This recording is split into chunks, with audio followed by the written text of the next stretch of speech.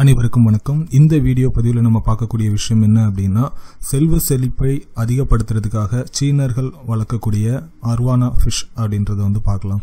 இந்த ஃபிஷ் நிறைய இடத்துல நீங்கள் இப்போ இந்தியாவிலே இருக்குது, நிறைய பேர் வளர்த்துட்ருக்காங்க, முன்னாடி இருந்தே வளர்த்துட்ருக்காங்க.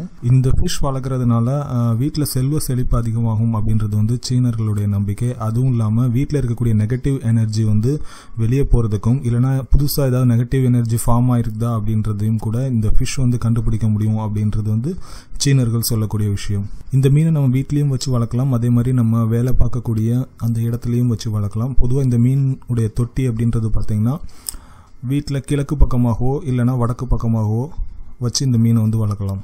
இந்த மீன் வளர்க்குறதுனால தங்களுடைய அதிர்ஷ்டம் அதிகரிக்கும் அப்படின்றது சீனர்கள் சொல்லக்கூடிய ஒரு விஷயம்.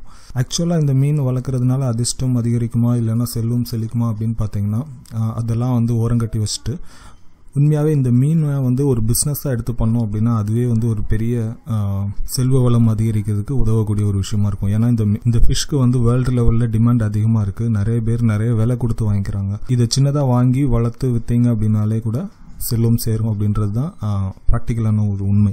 இந்த மீன் வளர்க்காமல் சிலர் மீனோட அந்த சிலையை கூட வச்சுக்கிறாங்க. அந்த சிலைகள் ஆன்லைன்லேயே கிடைக்குது, 500 ரூபாயிலிருந்து கிடைக்கும்.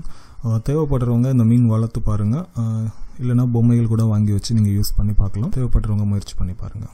நன்றி.